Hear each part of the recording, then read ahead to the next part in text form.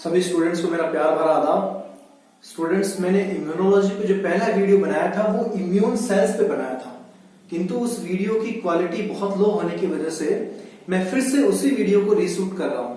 मैंने बहुत सारी चीजों को छोड़ दिए हैं और इम्यून सेल्स पे ही फोकस करने की कोशिश की है।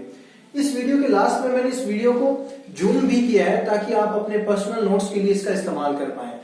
ठीक है, तो हम फिर से एक बार पढ़ते हैं इम्यून सेल्स। तो जब हम इम्यून सेल्स की बात करते हैं तो सबसे पहला टर्म जो हम पढ़ते हैं वो आता है हिमेटोपोइसिस, यानी हिमेटोपोइटिक स्टेम सेल से सभी प्रकार की ब्लड सेल्स का जो फॉर्मेशन है वो क्या कहलाता है? हिमेटोपोइसिस। हिमेटोपोइटिक स्टेम सेल से सभी प्रकार की ब्लड सेल्स यानी ब्लड का फॉर्मेशन क्या कहलाता है? हिमेटोपोइसिस। हम स्टेम सेल्स को सबसे पहले देखते हैं कि स्टेम सेल्स क्या होती है। देखो, एक ऐसी सेल जिसके अंदर दो प्रॉपर्टी हो।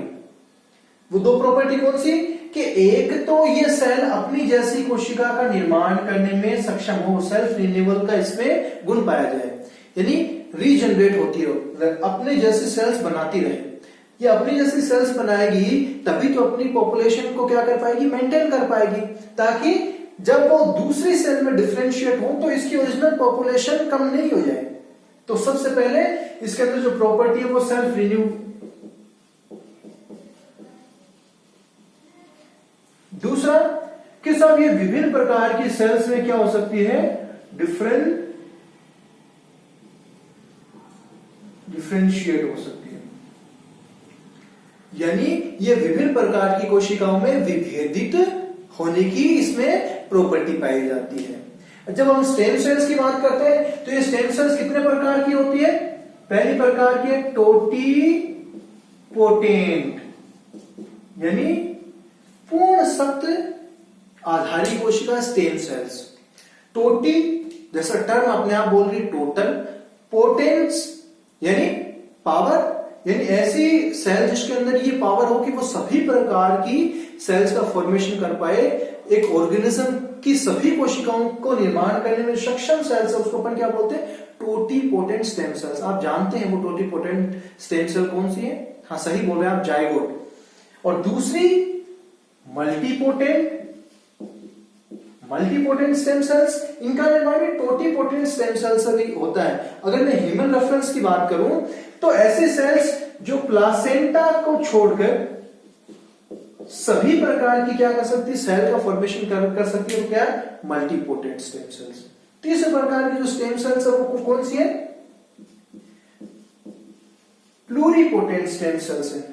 इनको ईएस एम्ब्रियोनिक स्टेम सेल्स भी कहते हैं। ये जैसे नर्व सेल्स है, हिपेटिक सेल्स है, पैंक्रियाटिक सेल्स है, और हमारी जो हिमेटोपोइटिक स्टेम सेल्स है, ये बहुत सारी प्रकार की सेल्स का फॉर्मेशन करने में सक्षम है, इसलिए इसको प्लूरीपोटेंट। और लास्ट में है यूनिपोटेंट। यूनि का मतलब एक, यानी एक ही प्रकार की कोशिकाओं का निर्माण करने में जो सेल सक्षम हो उसको बोलते हैं यूनिपोटेंट स्टेम सेल्स।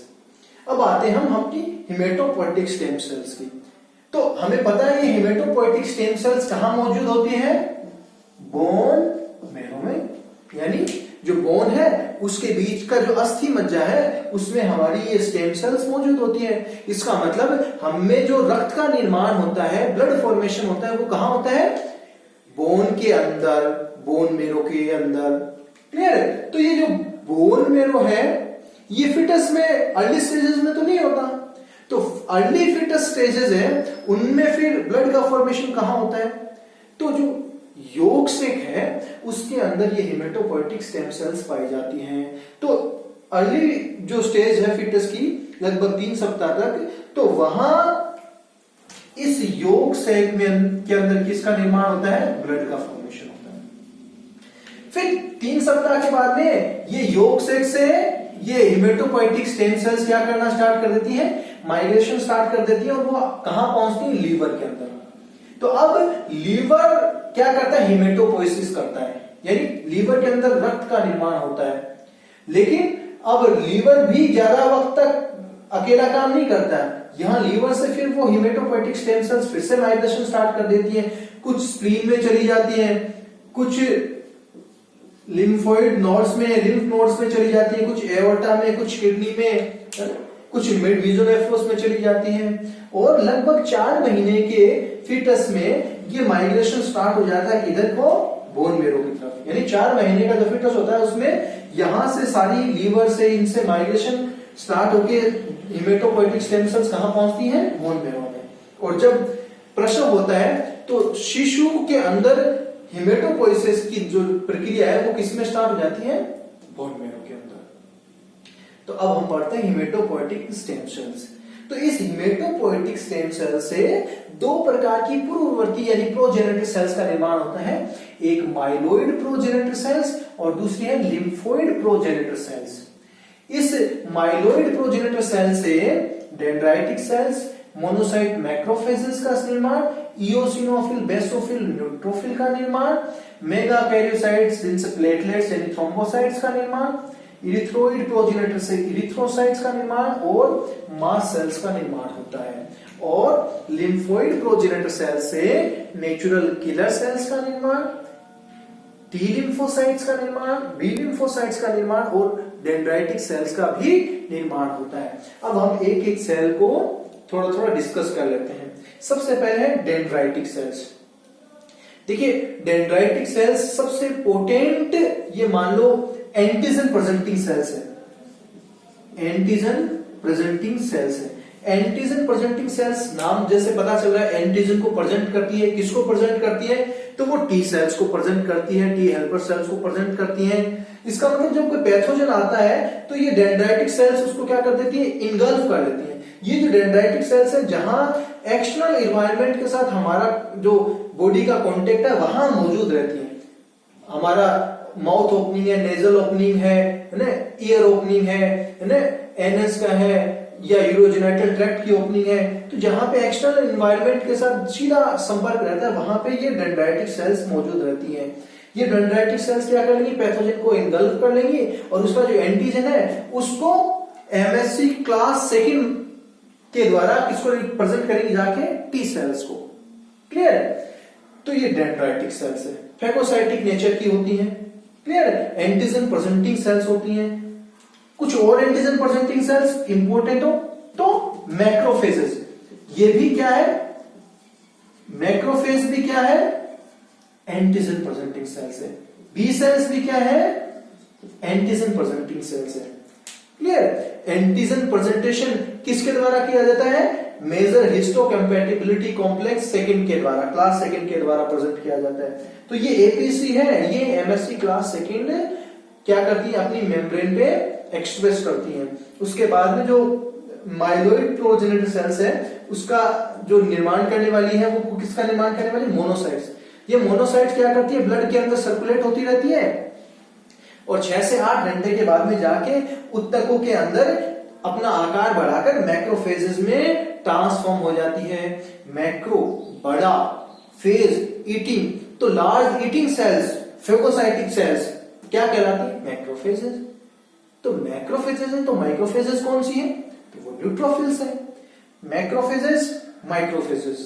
तो ये मैक्रोफेजेस है, आप जानते हैं बहुत सारी प्रकार की मैक्रोफेजेस हैं। जैसे आप मुझे बताएं नर्वस सिस्टम में जो मैक्रोफेजेस पाई जाती है उनको क्या कहा जाता है? Microglial cells. क्लियर? जैसे बोन्स के अंदर जो मैक्रोफेजेस फेगोसाइटिक सेल्स पाई जाती है उनको क्या कहा जाता है?